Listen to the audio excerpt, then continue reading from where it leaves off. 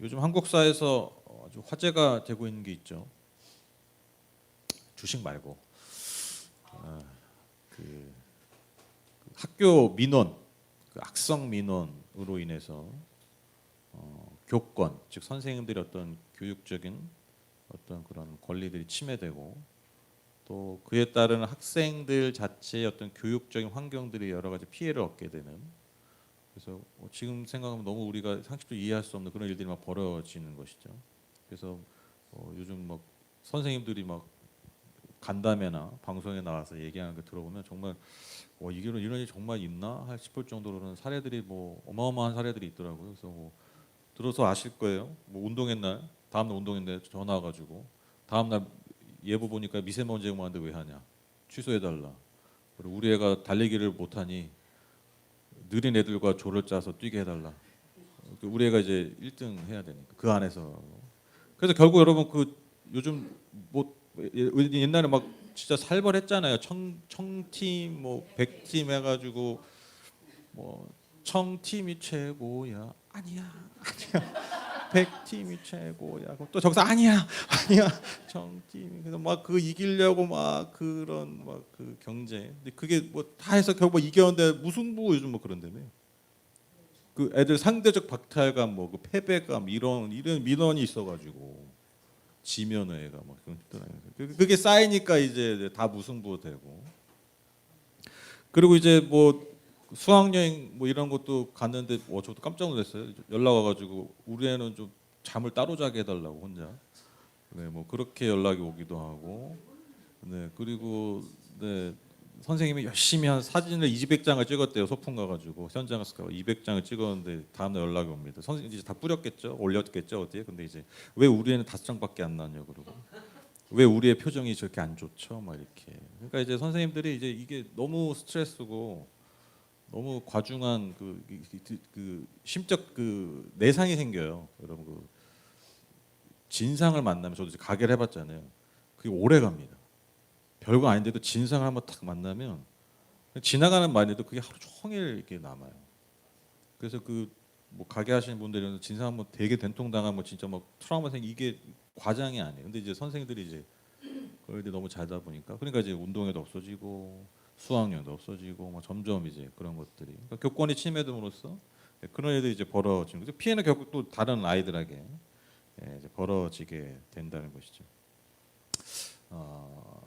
이제 분노를 좀 가라앉히시고, 이제 우리 분노하려고 지금 제가 이 얘기를 드린 게 아니니까 마음을 좀 가라앉히시고, 왜 이런 일이 벌어질까, 왜 이런 일이 우리 한국 사회에 벌어질까라는 것을 생각할 때 여러 가지 원인들이 있을 거예요. 여러 가지 뭐 사회학적인 또 뭐 민족적인 여러 가지로 분석하면 다 나름의 이유들이 나올 텐데, 제가 왜 이런 일들이 벌어질까 한번 고민을 해봤어요. 이런 문제들이 왜 벌어질까, 여러 가지 원인들이 있겠지만 저는 아주 근본적인 뭐 한국 사회를 떠나서 어떻게 보면 이 시대 현대 사회에서 벌어지고 있는 아주 중요한 원인, 그 증거가 있다고 생각합니다. 그게 뭐냐면, 한마디로 얘기하면 뭐냐면 권위의 붕괴예요. 권위의 붕괴. 현대 사회에 나타나는 권위의 붕괴에 따르는 사회적 현상 중에 저는 하나라고 생각합니다. 그러니까 이 말이 뭐냐면, 여러분 우리가 지난 현대 사회 이전에 다 권위주의 시대에 살아왔습니다. 옛날 뭐 왕정 시대였죠, 신분제였죠. 그 권위주의 아래에서 살아왔죠. 그리고 우리나라도 뭐 아시다시피 뭐 독재 시대를 거치고 또 뭐 군사 독권 정부 시절을 거치고 해서 어떤 권위주의에 대한 어떤 좀 그 뭐라고 그럴까요? 그 알레르기가 있어요. 그래서 많은 어떤 제도들, 또 많은 어떤 희생들 때문에 그런 권위주의들이 해체가 됐어요. 그렇죠? 타파가 되고. 그래서 굉장히 국민의 권리들이 많이 올라가고 개인의 자유와 개인의 권리들이 많이 신장된 사회가 됐습니다. 이게 결코 나쁜 게 아니에요. 그런데 뭐가 문제냐면, 권위주의를 해체하다 보니까 무슨 문제가 벌어지냐? 권위 자체를 해체하기 시작했다. 권위주의는 나쁜 거죠. 권위를 통해서 사람들을 착취하거나 사람들의 삶을 조종하려는 것들은 잘못된 겁니다. 그것을 타파하고 그것을 해체하는 건 좋은 건데, 여러분 정당한 권위와 올바른 권위 자체에 대한 불신, 그리고 그것을 인정하지 않는 개인주의의 발흥, 그런 것들 때문에 오히려 정말 우리가 더 중요한 것들을 놓치는 것들이 많아지기 시작했다는 거예요. 우리가 뭐 흔히 하는 소위 목욕물 버리다, 애 씻긴 목욕물 버리다가 애까지 버리게 돼요. 그런 일들이 지금 현대 사회에서 벌어지게 됐다는 것이죠. 여러분 권위가 붕괴되면 어떤 일이 벌어지느냐? 내가 가장 중요한 권위가 돼버립니다. 내가 가장 중요한 권위가 된다는 게 뭐냐면 내 만족이 가장 중요한 거예요. 그리고 내 불편함이 뭐가 되냐면 악이 됩니다. 정리하면 권위가 붕괴되면 내가 좋은 것이 선한 게 되고요. 내가 불편한 것이 악이 돼버리는 사회가 됩니다. 그게 충돌해 버리는 거예요. 그게 지금 교회 현장에 나타나고 있는 거예요. 그 민원을 제기하는 부모들의 그 기저에 깔려 있는 게 그거예요. 내 아이가 좋아하는 것이 공동체의 선이 돼버리는 거예요. 그리고 그걸 정당하게 주장하기 시작하는 거예요. 내 아이가 불편한 것이 나도 너무 불편하고 그래서 그것은 악이 돼버려요. 그래서 그것을 주장하게 됩니다. 거리낌 없이. 그러니까 왜 이런 일들이 벌어지는 거죠? 권위의 붕괴 때문입니다. 다시 말씀드리지만 권위주의는 나쁘기 때문에 사라져야 됩니다. 그러나 권위는요 너무너무 중요해요. 여러분 왜 권위라는 게 중요하냐면 여러분 인간은요 권위 안에 들어가고 그 권위를 온전히 인정하지 않으면 여러분 인간은요 어떤 것도 제대로 배울 수가 없습니다. 배움이 없다면 성장이 없고요. 성장이 없기 때문에 성숙 또한 바랄 수가 없어요. 지금 이게 우리 사회에서 벌어지고 있다는 거죠. 다시 말씀드립니다. 권위가 왜 중요하냐? 권위가 없으면 인간은요 배울 수가 없어요. 여러분 옛날 영화나 드라마 보면 어떤 좀 약간 좀 찌질한 애가 뭐 복수를 하려고 해요. 원수를. 그럼 누굴 찾아갑니까? 네, 사부님 찾아가죠. 그 사부님들은 꼭 산속에 계셔. 그렇죠? 그래서 힘겹게 산에 올라가요. 그래서 산에 올라가지고 사부님 저 좀 받아주십시오 하는데 사부님의 특징이 뭡니까? 절대 안 받아줍니다. 처음에. 그렇죠? 이게 모든 그 스승님들의 사부님들 국룰이에요. 안 받아줘. 그래서 막 함부로 대하고 막 해코지하고 막 이렇게 막 너무 매정하게 막 하잖아요. 근데 어떻게 해요? 그 사람이? 네, 그걸 버티죠. 뭐 무조건 머리 들이밉니다. 그러면 이제 어떤 일이 벌어집니까? 스승이 허드렛 일을 막 시키기 시작하죠. 나는 지금 뭔가 이 원수를 이길 뭔가 힘, 뭔가 능력을 배우라는데 하찮은 일들을 계속 시킵니다. 하루 이틀 시키는 게 아니에요. 맨날 시켜요. 부당하죠. 이해가 안 되죠. 납득이 안 되죠. 그런데 그 제자는 어떻게 합니까? 그것을 받아들입니다. 왜? 내가 저 스승의 권위 아래 밑에 들어가지 않으면 절대로 그 스승이 가지고 있는 것을 내가 배울 수가 없기 때문에. 합리적인 게 중요한 게 아니에요. 내가 이해되는 게 지금 중요한 게 아니에요. 내가 지금 배우고 내가 지금 체득해야 될 그 능력이 그 중요한 것이 지금 저 스승에게 있어요. 저 사부님에게 있어요. 요즘 뭐 요리 뭐 관련된 드라마나 영화도 많고 그 똑같죠. 그 마스터 셰프라고 하는 그 셰프들 다 성격이 이상하잖아요. 근데 그 셰프 밑에서 배우려면 어떻게 해야 돼요? 그 온갖 그 욕과 그 불합리한 그 처우들을 다 감당해야 돼요. 왜? 그래야 거기서 버티고 무언가를 배울 수가 있어요. 제가 뭐 약간 좀 극적인 얘기를 했지만 여러분 잘 생각해 보세요. 우리가 무언가를 배우려면 잘 생각해 보세요. 그 권위 아래 들어가야 돼요. 내 합리적인 판단이 중요한 게 아니에요. 내 상식적인 판단이 기준이 되면 안 돼요. 나에게 무언가를 가르쳐주고 나에게 무언가를 전수해줄 그 권위 아래 내가 들어가고 인정하고 순종해야 됩니다. 인간은 그래야 배울 수가 있어요. 모든 배움과 성장의 출발은 권위에 대한 인정에서 출발합니다. 그런데 이 현대사회에서 그 많은 영역에서 권위의 붕괴가 오니까요. 배움과 성장과 성숙한 인간의 표본들이 점차 사라지고 있어요. 그저 내 자신의 만족과 내 성취의 자랑과 그것을 나열하는 것들이 우상 숭배처럼 숭배되고 있습니다. 내 만족과 내 불편함이 가장 내 삶의 중요한 권위가 되는 거예요. 이 표현이 중요합니다. 내 만족과 내 불편함이 각 개인의 삶에 가장 중요한 권위가 되어버리고 있는 거예요. 여러분 그러한 개인들에게 어떻게 진정한 배움과 성장과 성숙한 인격이 형성될 수 있겠습니까? 저는 우리의 신앙, 우리의 영적 생활도 마찬가지로 생각합니다. 우리의 몸이 교회에 나온다고 해서 우리가 일정한 시간 예배를 드린다고 해서 여러분 그것이 곧 우리의 삶과 우리의 영과 우리의 신앙의 성숙으로 이어지냐 성장이 이루어지냐 그렇지 않다라는 거예요. 그러니까 우리가 뭘 놓치고 있냐는 거죠. 바로 우리의 삶의 진정한 권위. 그것을 내 삶이 내 영혼이 내 존재가 온전히 인정하고 살고 있는 거예요.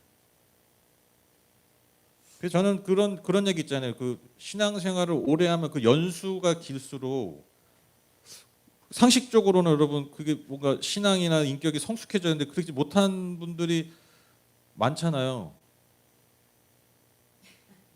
교회도 오래 다니셔가지고 대답하기 싫으시죠? 왜냐면 다 교회 오래 다녔거든. 내 얘기인가? 아니 저희는 아니 저희는 교회는 아닌 것 같아. 우리끼리 얘기지만. 근데 그런 우리가 사례들 많이 보잖아요. 분명히 저 사람은 신앙을 뭐 수십 년 했는데 그에 걸맞는 신앙의 성숙과 인격이 안 보이는 거예요. 왜 그럴까? 이것도 여러 가지 이유가 있지만 저는요. 그게 연수의 자랑이지 뭐가 있냐면 시간이 갈수록 여러분 뭐가 바뀌는 거예요? 권위가 바뀌는 거예요. 내가 신앙생활의 연수가 중요한 권위가 되는 거예요. 내가 경험한 게 중요한 권위가 되는 거예요. 내가 가지고 있는 직분이 중요한 권위가 되는 거예요. 그러니까 변화가 안 되는 거죠. 거기서 변화가 멈추는 거예요. 왜? 내가 하나님의 권위 아래 있지 않기 때문에. 그래서 여러분 왜 처음 믿는 분들이 왜 잘 변합니까? 왜 처음 믿는 분들이 신앙의 열매들이 많이 맺습니까? 우리 아까 찬양했잖아요. 이제는 내가 없고야.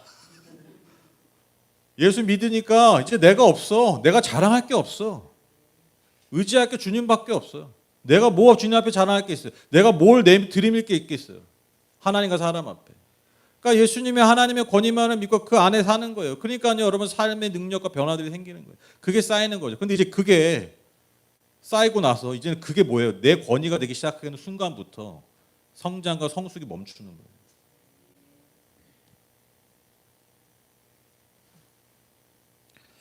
오늘 본문은요, 예루살렘 성전에서 예수님과 당시 유대의 종교 지도자들이 논쟁했던 이야기입니다. 대제사장, 서기관, 장로들이 예수님께 따지러 오는 거예요. 왜 따지냐? 이 이야기 전에 무슨 일이 있었냐면 여러분 성전 정화 사건이라고 아실 거예요. 예수님이 예루살렘 딱 입성하고 나셔서 성전에 가셨는데 성전에서 뭐 하고 있어요? 장사를 하고 있네. 돈놀이 하고 있네. 그래가지고 예수님이 성경에 보면 거의 그런 게 없죠. 완전히 분노하셔가지고 그 상들을 다 엎어버리시죠. 그러니까 요즘 어떻게 보면 그냥 딱 그 장면 보면 완전 빌런이죠. 네? CCTV에 나오는 거 이상한 사람도 있잖아요. 그냥 와가지고 막 장사하는 거 다 해코지 뒤집어 엎어버리는 난리가 난 거죠. 그래서 하나님이 기도하는 집을 너희가 강도의 소굴로 만들었다. 예수님이 진노하십니다. 그게 성전 정화 사건. 그 사건 이후로 지금 대제사장들이 팔을 걷어붙이고 지금 예수님 앞에 따지러 가는 거예요. 그러나서 이들이 뭐라고 얘기합니까? 아주 날카로운 질문을 하죠. 당신은 무슨 권한으로 이런 일을 합니까? 누가 당신에게 이런 일을 할 수 있는 권한을 주었습니까? 왜 이런 질문을 하냐면 여러분 성전에서 당시 유대 성전에서 그 성전에 관리하는 권위가 누구에게 있습니까? 제사장들에게 있죠. 그 종교 지도자에게 있는 거예요. 쉽게 말하면 이 얘기예요. 네가 뭔데 지금 성전에 그딴 일을 했냐? 이 얘기예요. 우리가 허락도 안 했는데 왜 누구 마음대로 네가 어디서 왔길래 네가 무슨 권위로 네가 무슨 힘이 있어서 성전에서 그러한 일들을 벌였냐라는 거예요. 틀린 말은 아니죠. 특별히 여러분 당연하죠. 종교 지도자들은요 하나님의 권위를 대리하는 자들을 여겨져요. 우리가 허락하지 않았다는 것은 네가 하는 일은 하나님의 허락이 없는 일이라는 거예요. 하나님의 권위가 없는 너의 개인적 행동이라는 거예요. 왜 네가 그런 일을 벌였냐? 공개적으로 이렇게 했다는 건요. 지금 하나님의 권위에 도전한 예수님을 사람들한테 고발하는 것과 똑같은 얘기예요. 그러니까 예수님을 지금 코너로 보는 거죠. 단순한 질문이 아니라는 것입니다. 그런데 이들의 질문에 예수님이 대답 대신 역으로 질문하십니다. 뭐라고 질문하십니까? 예수께서 그들에게 말씀하셨다. 나도 너에게 한 가지를 물어보겠으니 나에게 대답해 보아라. 그러면 내가 무슨 권한으로 이런 일을 하는지를 너에게 말하겠다. 요한의 세례가 하늘에서 온 것이냐 사람에게서 온 것이냐 내게 대답해 보아라. 여러분 세례 요한 아시죠? 당시 유대 사회에서 세례를 받고 많은 사람들이 그 세례 요한을 참 예언자, 즉 하나님이 보내신 예언자로 여겼죠. 그래서 그 세례 요한의 메시지 앞에 많은 사람들이 회개의 세례를 받습니다. 그래서 세례 요한이에요. 여러분 세례 요한의 이 선포와 이 사역이 얼마나 영향이 있었냐면 당시 유대를 다스리던 헤롯 왕도 그 세례 요한의 말에 귀 기울일 정도였어요. 그만큼 권위가 영적 권위가 있었어요. 많은 이들이 그를 따랐습니다. 추종했습니다. 당연히 그의 권위가 그의 메시지가 하나님으로부터 온 거라고 사람들이 대부분 여겼다는 거예요. 헤롯 왕도 귀를 기울일 정도였으니까 불편했지만. 그러니까 지금 이 질문은요. 역으로 대제사장과 그 당시 종교자들을 완전히 코너로 본 질문이에요. 왜냐? 만약에 세례 요한의 권위가 하나님으로부터 왔다라고 얘기했으면 대답을 하면 근데 왜 너희들 순종 안 했어? 근데 왜 너희들 왜 회개 안 했어? 왜 세례 안 받았어? 콧방귀 꼈거든요. 세례 요한의 메시지. 그냥 2단 정도로 여겼어요. 그렇게 대답할 수가 없는 거죠. 반대로 그가 한 것은 그냥 사람에게서 온 것이다. 그냥 그가 알아서 한 것이다 라고 대답하면 무슨 일이 벌어집니까? 지금 수많은 유대인들이 지금 지켜보고 있잖아요.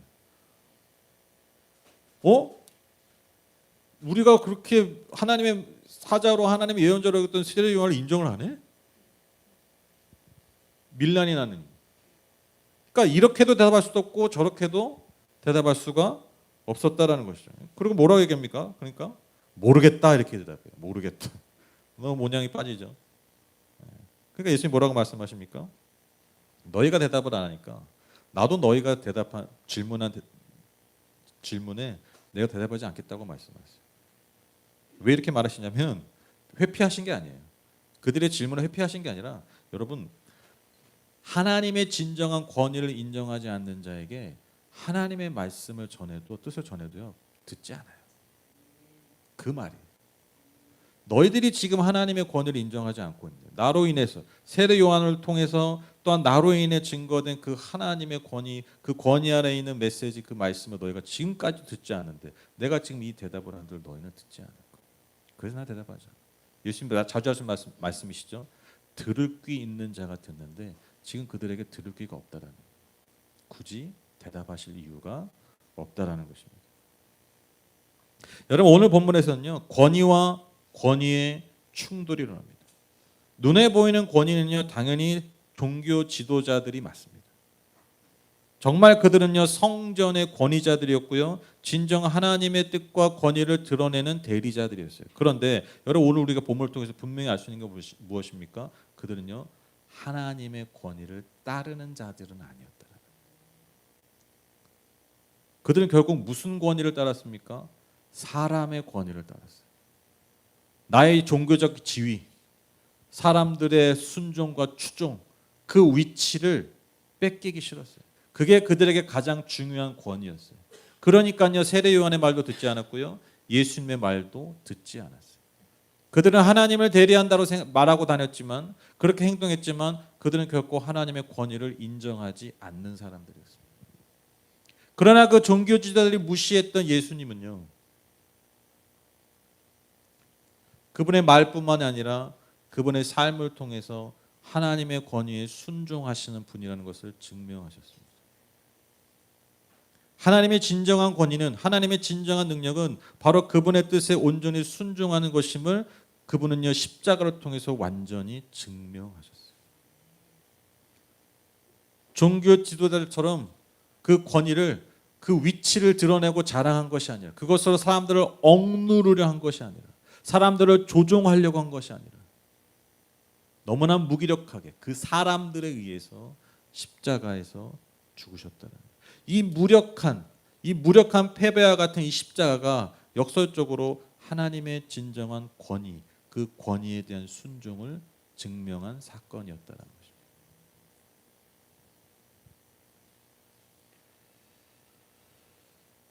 여러분 오늘 이야기가요 우리에게 동일한 도전을 준다라고 믿습니다. 우리는 과연 우리의 삶을 통해서 얼마나 하나님의 권위에 순종하고 있는가, 그 권위 안에 살고 있는가.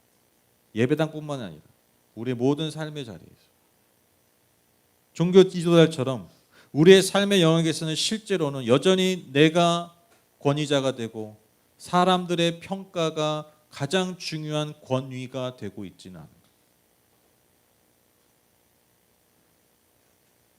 그것을 지키기 위해서 오히려 하나님을 소외시키고 하나님을 저 밑바닥으로 내팽겨치고 있지는 않아요.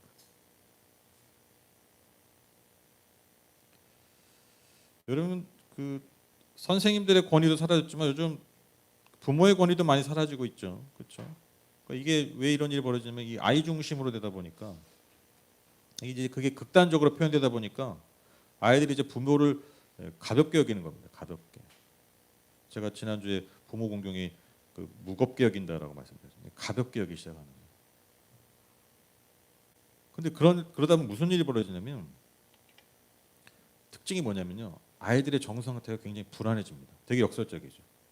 아이들이 막 주인처럼 부모 머리 꼭대기 올라가면 뭔가 되게 막 주체적으로 막 더 주인처럼 할 것 같잖아요. 근데 그런 아이들의 특징이 뭐냐면, 즉 과보를 당한 아이들의 특징이 뭐냐면 굉장히 그 내면이 불안하다고. 그러니까 예컨대 그런 얘기 하시더라고요, 전문가가. 그러니까 요즘 예를 들면 어디 뭐 어른들이랑 밥 먹으러 가. 뭐 예를 들면 할머니 할아버지랑 밥 먹으러 가. 근데 누가 메뉴 골라요? 애들이 고르죠. 애들 입맛에 맞. 물론 이제 그럴 때가 있는데 이제 거의 다 맞추는 거야. 네가 골라라. 근데 이게 애를 배려하는 것 같고 애를 이렇게 존중하는 것 같지만 그 선택이 그 아이한테는 굉장한 부담이 되는 거예요. 그게 쌓이기 시작하는 거예요. 그러니까 그것을 결정할 수 있는 뭔가 사람들의 선택을 내가 결정하는 것이 아이들에게 맞지 않는 건데 그게 과도하게 애들에게 몰리기 시작하는 거예요.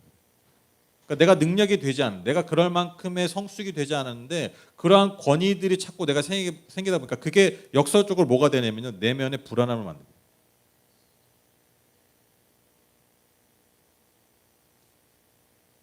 그러니까 내가 그럴 만한 능력이 없는데 계속 내가 상황을 선택하고 내가 상황을 통제하고 내가 그 상황에 대한 결과를 알게 모르게 책임지게 되는 거예요. 그래서 여러분 실제 연구 사례가 있어요. 육체적 언어적 폭력을 당한 아이들과 적절하게 사랑도 받았지만 적절하게 훈육을 당한 아이들과 말 그대로 그냥 좋게 말하면 아주 극단적으로 존중을 받고 네 마음대로 해, 좀 나쁘게 말하면 자유방임으로 자라는 이 세 부류의 아이들이 있는데 나중에 성인이 돼서 어떤 아이들이 성인이 제대로 된 인격으로 자랐을까? 이게 진짜 연구 결과가 있어요. 잘 자란 아이들이 누가 제일 많을까요? 당연히 가운데겠죠. 이거 뭐 물어보나 마나지. 뭐라 연구하나 모르겠어. 질문에 다 답이 있는데. 이 애들이 제일 인격도 잘 자랐다는 거예요. 적절한 통제와 보살핌과 사랑을 받은 아이들. 누가 제일 안 좋은 인격으로 자랐을까요?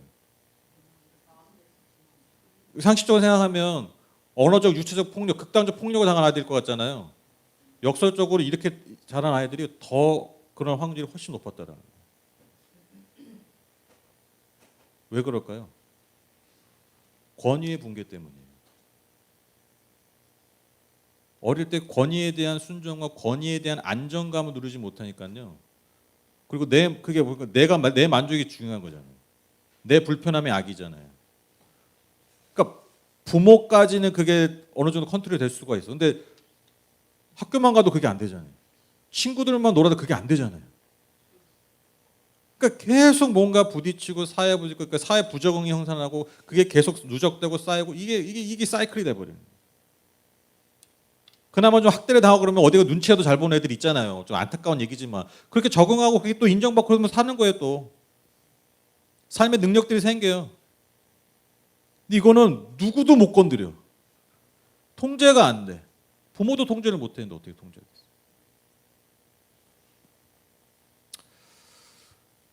그렇다고 하연이한테 오늘부터 뭐 매를 들라는 얘기 아닙니다. 말을 막 하고 그래 역시 네가 이 모양이 꾸렸던 게 내가 너무 좋은 말만 했구나. 폭력을 쓰고 여러분 하라는 얘기가 아니에요. 권위를 회복해야 돼요. 권위.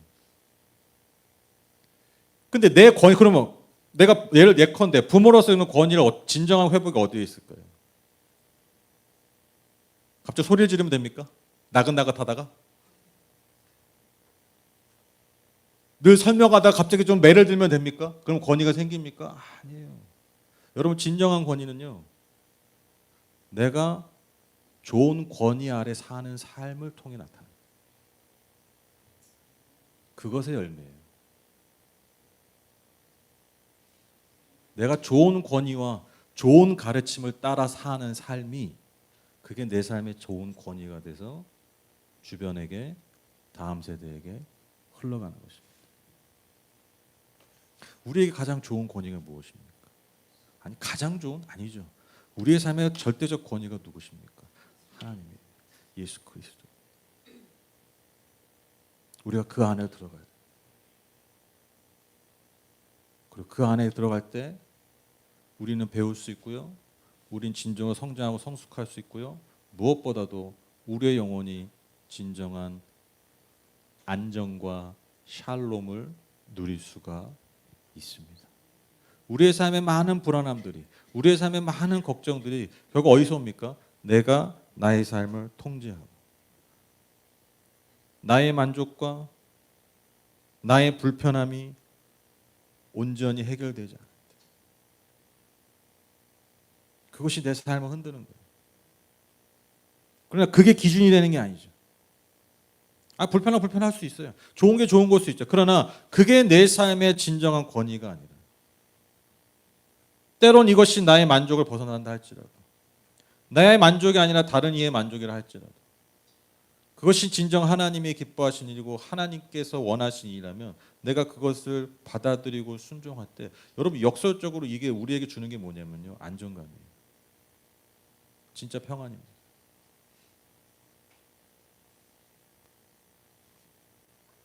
제가 예전에 일본 오사카를 지금 11번째 갔나요, 올해 이번에.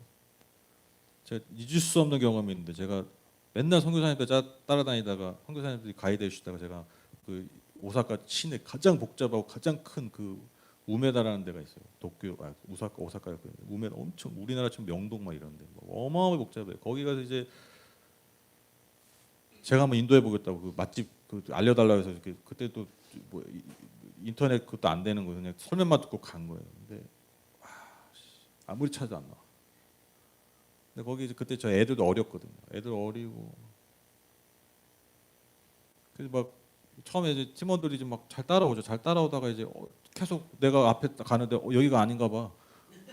또 다른 데 가요. 저기도 아닌가 봐요. 계속 이러고 다니까요. 이제 점점 우리 팀원들이 점점 표정들이 이제 흑빛이 돼갑니다. 점점점 표정들 보니까 저도 미쳐버리겠다고. 뭐 표정들이 점점 어두워지고 표정들이 이제 진짜 욕만 안 할 뿐이지 진짜 나를 막 그 신뢰하지 못하는 진짜 막 갈수록 표정들이 이게 선교를 하러 하는데 점점 이러다가 이제 예수도 안 믿게 생겼어. 그 결국 뭐 이렇게 하다가 못 먹어서 결국 못 먹어가지고 무슨 아이스크림 가게 가지고 저녁에 아이스크림 가가지고 아이스크림 하나 당 충전하고 돌아오는 길에 편의점에서 숙소 앞 편의점에서 한국 라면 컵라면 사다가 그걸로 저녁 먹었대요. 진짜 약간의 과장을 더해서 제가 진짜 그 팀원들 고생시킬 때 제가 진짜 죽고 싶었어요. 약간 과장하면 미치겠더라고요. 예, 그러니까 예. 자세한 간증은 따로 들으세요.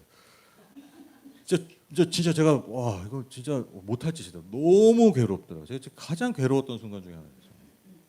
저만 뭐 고생하면 상관이 없는데 막 애들이고 뭐 어른이고 뭐 다 막 진짜 이러다 예수 안 믿게 생겼어. 리더가 저 모양이에요. 그런데 제가 그때 정말 많이 배웠어요. 그 하루에 한 순간이었지만 리더가 얼마나 중요한가 그때 배웠고요. 이 알미라는 게 얼마나 중요해요. 그리고 권위 아래 들어가는 게 얼마나 좋은 건가. 내가 내 마음대로 다니는 거 하면 다 좋을 것 같지만 그렇지 않아요. 선교사님 그냥 따라다니면 그냥 좋은 거야. 가는 데면 좋은 데 있어. 때로는 불편할 때 있죠. 때로는 내가 가고 싶은 데 있지. 근데 내가 몰라. 내가 모르는 내가 해보겠대. 문제가 거기서 터지는 거야. 우리가 예수님 안에 권위 아래 산다는 게 저는 이거 비슷하다고 생각합니다. 내가 마음대로 하고 싶죠. 내 만족이 중요하죠. 내가 먹고 싶은 거 먹고 싶지. 내가 하기 싫은 거 하기 싫죠.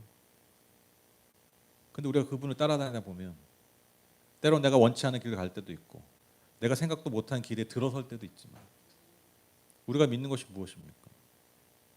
그분이 우리의 선한 목자라는 믿음이잖아요. 그분이 우리의 삶을 가지고 장난치지 않으신다는 믿음이 우리에게 있잖아요. 그분이 우리의 삶을 가지고 실험하신다는 믿음이 우리에게 없잖아요. 그런 분이 아닌 걸 우리가 알잖아요. 그게 그분의 권위 아래 사는 거예요. 그 믿음이 우리 안에 있으면요, 여러분 진짜 도전해 보세요. 우리에게 얻는 가장 큰 능력이 뭔지 아세요? 샬롬입니다. 샬롬. 흔들리지 않는 평안함이에요. 순간 흔들려도 다시 그 기준을 잡습니다. 왜? 내 삶의 권위가 나에게 없으면 알기 때문에. 내 삶의 권위가 하나님께 있으면 알기 때문에. 이것이 세상에 줄 수 없는, 그 무엇도 누구도 줄 수 없는 하나님의 권위, 예수 그리스도의 권위 아래 살 때 주시는 가장 귀한 능력이요 선물입니다. 이 평안을 취하시는 저와 여러분 되셨으면 좋겠습니다. 결론을 맺겠습니다. 여러분, 신앙은요 단지 우리가 예배당에 나오는 게 전부가 아닙니다. 신앙은요 내 삶의 모든 영역에서 내 삶의 최종 권위를 예수 그리스도께 드리는 것입니다. 여러분, 여기 계신 분은요 대부분 신앙의 연수가 많습니다. 그래서 여러분 더 스스로에게 물어보셔야 돼요. 내 신앙의 연수가 높아질수록 내 삶과 신앙이 정말 깊어지고 있었는가, 성숙해지고 있었는가, 더 깊이 한 단계 더 들어가서 내가 오랜 세월 예수를 믿어온 기간 동안 내 삶은 정말 예수의 권위 아래 있었는가, 그 권위를 내가 온전히 믿고 그 안에 살고 있었는가, 어느 순간 내가 하나님보다 내 경험이, 내 신앙의 연수가 더 높은 권위를 가지고 있지는 않았는가. 여러분 한번 돌아보셔야 합니다. 내가 익숙한 방식, 내가 옳다고 여겼던 판단들, 내가 불편했던 감정이 아니라 내게 주신 하나님의 그 은혜와 그 말씀, 그 뜻을 내가 온전히 내 삶 가운데 인정하고 받아들이고 순종했는가.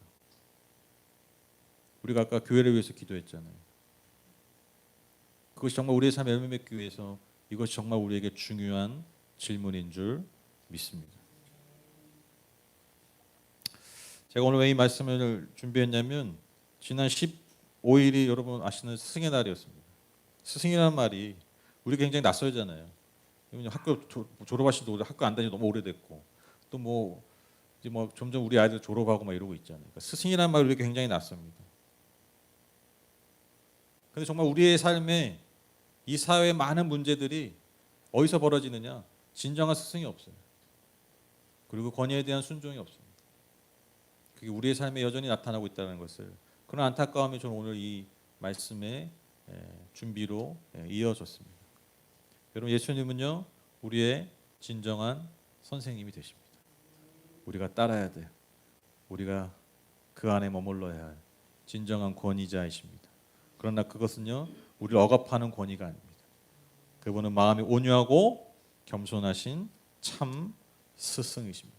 그분께서 저와 여러분을 여전히 부르고 계십니다. 마태복음 11장 28절 29절 수고하며 무거운 짐을 진 사람은 모두 내게로 오너라.